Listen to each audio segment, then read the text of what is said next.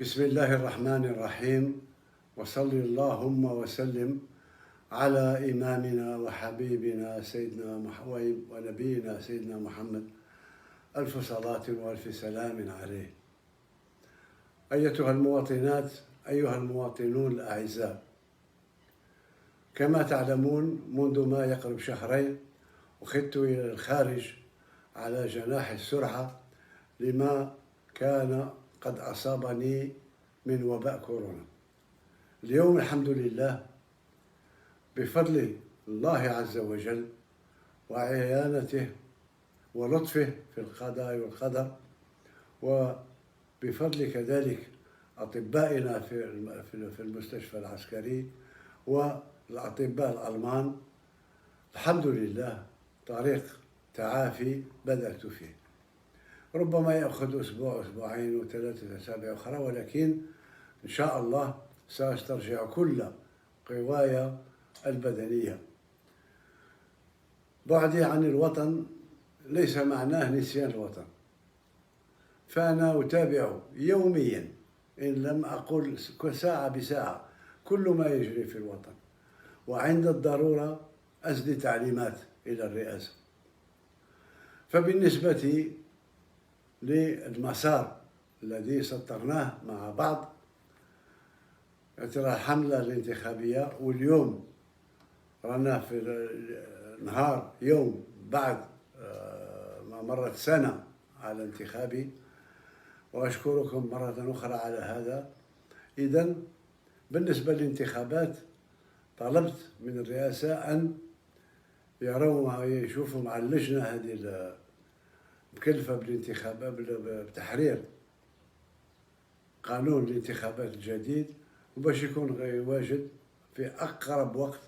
أتمنى 10 أيام ولا 15 يوم، ولكن في أقرب وقت باش ننطلق في العملية التي تأتي بعد الدستور. بالنسبة لفيروس كورونا، الحمد لله اللي رجعت الأمور تدريجيا من 1300 حالة إلى ما يقارب 520 حالة، فالشكر لله، والشكر كذلك لكل من ساهم في انخفاض هذا العدد. بالنسبة للحياة الاقتصادية، أعتقد أن الأمور ماشية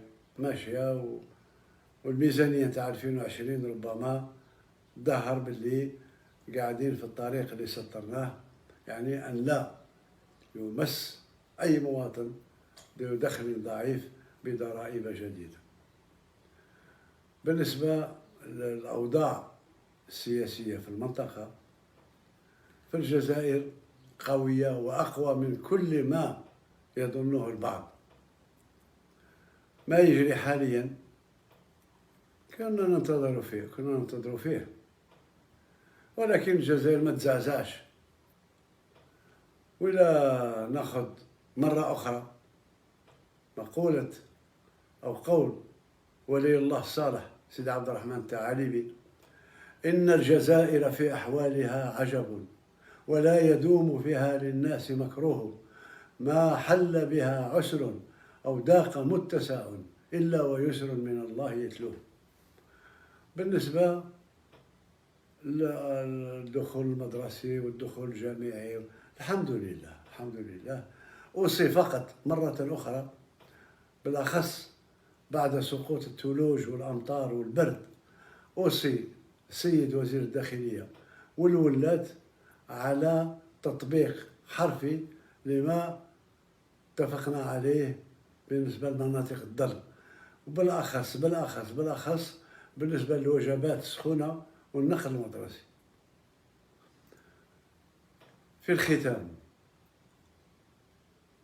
أتمنى إن شاء الله أن أكون بينكم في أقرب وقت وأسرع وقت، وليس بذلك على الله بعزيز. شكرا على سعة صدركم. المجد والخلود لشهدائنا الأبرار. تحيا الجزائر. السلام عليكم.